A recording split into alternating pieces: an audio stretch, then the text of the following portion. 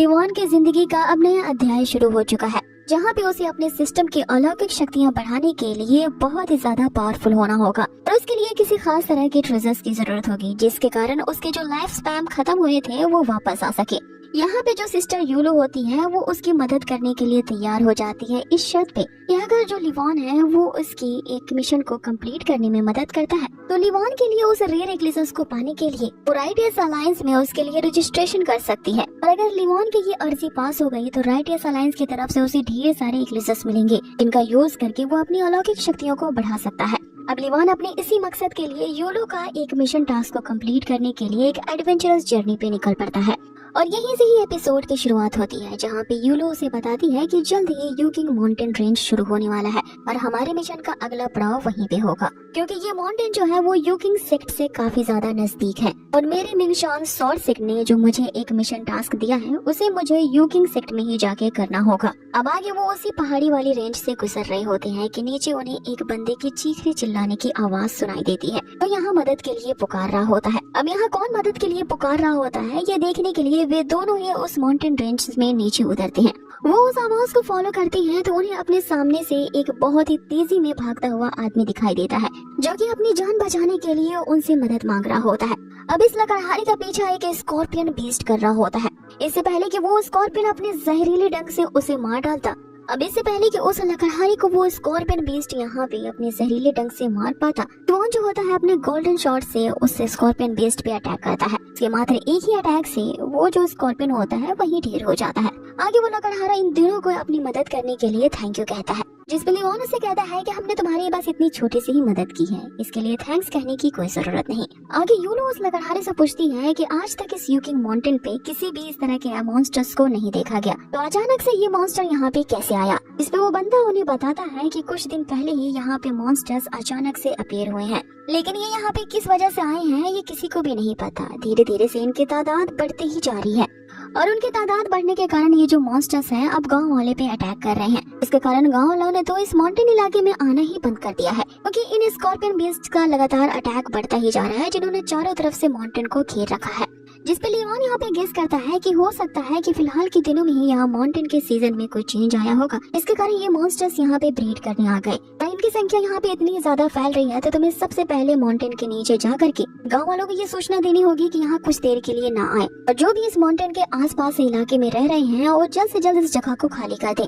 अब जैसे ही वो लकड़हारा यहाँ गाँव वालों को इन्फॉर्मेशन देने के लिए बढ़ रहा होता है कि फिर अचानक से उस पे एक बीस्ट का अटैक होता है, लेकिन इस अटैक से यहाँ यूलो उसे बचा लेती है। अब आगे देखते ही देखते वहाँ मॉन्स्टर्स की एक फौज आ चुकी थी जो उन तीनों को चारों तरफ से घेर लेती है। यूलो यहाँ समझ जाती है कि इसके पीछे जरूर कोई षड्यंत्र है, क्योंकि मॉन्स्टर्स अगर ब्रीड करेंगे तो इनकी तादाद इतनी ज्यादा तेजी से यहाँ नहीं फैलेगी। इसका सामना करने के लिए वो तुरंत ही अपनी पवित्र जुड़वा तलवारों को निकाल लेती है और उस लकड़हारे से कहती है कि तुम्हें जल्द से जल्द नीचे जाकर के ये सबको इन्फॉर्म करना होगा कि यहाँ अभी फिलहाल के लिए ना आए। रही बात इन मॉन्स्टर्स की, तो इनका खात्मा किए बगैर हम यहाँ से नहीं जाएंगे।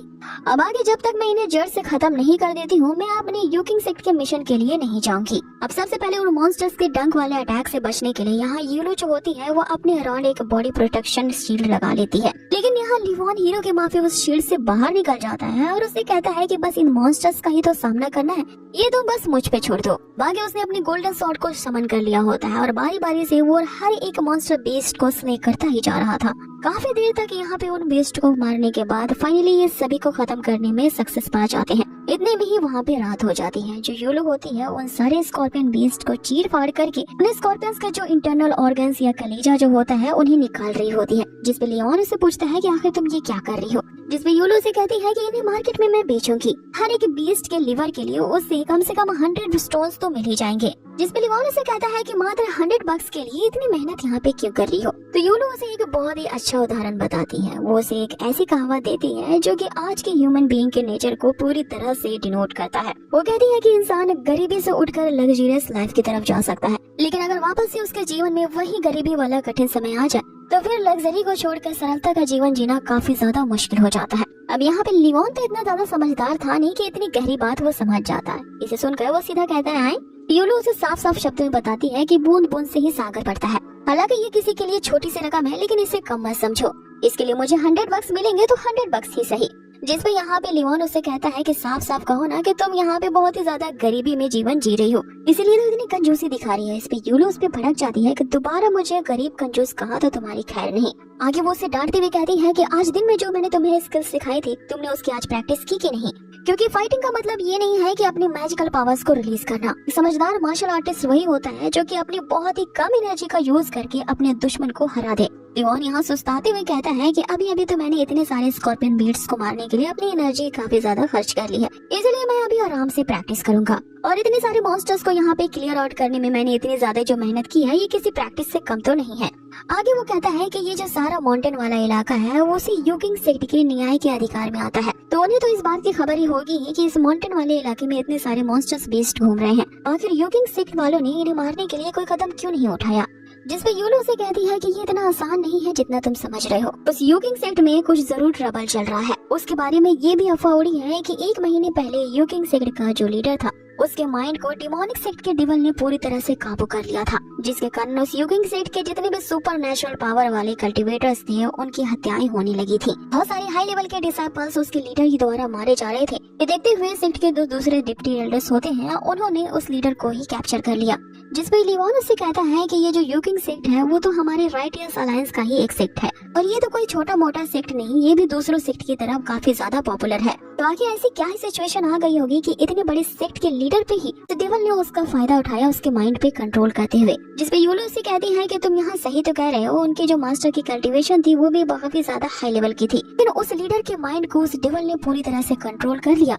इसका रीजन आज तक कोई नहीं समझ पाया है, ना ही इसका कोई स्पष्ट आंसर जानता है, जिसपे लियोन यहाँ पे गेस करता है कि हो ना हो उस यूकिंग सेक्ट में डिमोनिक सेक्ट का जासूस जरूर है, जो कि अंदर की खबरों को डेमन डायनेस्टी वालों को पहुंचा रहा है। इसी का फायदा उठा करके उस डेविल ने उस लीडर के माइंड को कंट्रोल किया होगा, जिसपे यूनो उसको शाबाशी देते हुए कहती है कि तुमने तो एक बहुत ही बड़ी गुत्थी सुलझा ली, और जिसके कारण अब हमारे आगे का मिशन पूरा करना काफी ज्यादा आसान हो जाएगा। अब इतने में ही उन पे एक मधुमक्खी जैसा दिखने वाला कीड़ा अटैक करता है। इसे बचने के लिए यूलो तुरंत ही अपने आप को बॉडी प्रोटेक्शन शील्ड के अंदर ले लेती है, लेकिन जैसे ही वो इस कीड़े को मारती है उसे पता चलता है कि ये कीड़ा तो काफी खतरनाक किस्म का जहरीला है, जिसके जहर में पत्थर तक को पिघलाने की शक्ति है। यहाँ तो उसने उस जहरीले कीड़े को मार दिया था, लेकिन उसके जैसे अनगिनत कीड़े इनके पीछे लग जाते हैं। यूलो समझ जाती है कि वो जरूर उसी इलाके में आ गई है जहाँ पे इन मधुमक्खियों का छत्ता है। आगे वो उनसे बचने के लिए वो तुरंत ही अपनी तलवार पे सवार होती है और वहाँ से निकल पड़ती है, लेकिन वो जो मधुमक्खियाँ थी अभी भी इनका पीछा कर ही रही होती हैं, और धीरे धीरे इनकी जो क्वांटिटी होती है वो लगातार बढ़ती ही जा रही थी, और ये कीड़े लगातार उनकी प्रोटेक्टिंग शील्ड पे अटैक कर रहे होते हैं। इनको मारने के लिए यहाँ लियोन जो होता है अपने शॉट का इस्तेमाल करता है, इसके कारण उस बॉडी शील्ड के आसपास जितने भी कीड़े होते हैं सारे मर जाते हैं। लेकिन अभी यहाँ इन पे से खतरा टला नहीं था, उसी डायरेक्शन की तरफ जा रहे होते हैं जहाँ पे इन मधुमक्खियों के छत्ते होते हैं, जिसके कारण और भी तादाद में कीड़े इनके पीछे लग जाते हैं। कीलो इनकी क्वांटिटी को देख करके समझ जाती है कि किसी ने जानबूझ करके इन घोस्ट टाइगर नामक जो कीड़े हैं इन्हें कल्टीवेशन के जरिए हमारे पीछे लगाया है। ये जरूर सोची समझी साजिश है हमें मारने के लिए, जिसपे लियोन उसे कहता है कि लगता है कि तुम्हारी यूकिंग सेक्ट पहुंचने की खबर को किसी ने लीक कर दिया है, इसलिए कोई तुम्हें रास्ते में ही मरवाना चाहता है। इधर उन कीड़ों के लगातार अटैक करने की वजह से जो यूलो की प्रोटेक्टिंग शील्ड होती है वो भी कमजोर होती जा रही थी, जिस पर यूलो कहती है कि मेरा ये जो बॉडी प्रोटेक्शन एरिया है वो जल्द ही टूट के बिखर जाएगा। जो कीड़े हैं यहाँ मुझे मारने के लिए आए हैं, इसलिए बेहतर यही होगा कि लियोन तुम इस शील्ड से नीचे उतर जाओ अपनी जान बचाने के लिए। जिस पर लियोन उसे कहता है कि क्या इसके अलावा कोई और दूसरा तरीका नहीं है। यूलो उसे बताती है कि ये जो कीड़े हैं वो स्पिरिचुअल ब्लड को पीते हैं, और हम जैसे कल्टीवेटर्स की बॉडी में जो ब्लड होते हैं वो स्पिरिचुअल ब्लड होते हैं। इसकी महक से ही ये कीड़े अट्रैक्ट होकर के हमारे पीछे पड़े हैं। क्योंकि मैं तुमसे हायर लेवल पे हूँ इसलिए मेरे ब्लड का जो स्पिरिचुअल लेवल है वो ज्यादा है। तुम अगर यहाँ से नीचे उतर जाओगे तो ये तुम्हारा पीछा नहीं करेंगे। अब इससे पहले कि यूलो उसे कुछ और इंस्ट्रक्शन दे पाती, लियोन जो होता है वहाँ भी उस शील्ड से नीचे उतर जाता है और उसने स्पिरिचुअल खून के प्यासे उन सारी कीड़ों को अपनी तरफ अट्रैक्ट करने के लिए अपने हाथ पे एक कट लगाया होता है, जिसके कारण उसकी बॉडी से खून फ्लो करने लगता है। स्पिरिचुअल ब्लड की महक सूंघते हुए वे जो कीड़े होते हैं अब अपना डायरेक्शन चेंज करते हैं, लियोन के पीछे पड़ जाते हैं। लियोन का मकसद यहाँ यही होता है कि यूलो को बचाने के लिए वो इन खून के प्यासे कीड़ों का डायरेक्शन चेंज करना चाहता था अपनी तरफ अट्रैक्ट करके। अब आगे यहाँ लियोन जोर से चिल्लाते हुए कहता है कि खून के प्यासे कीड़ों मेरे पीछे आओ।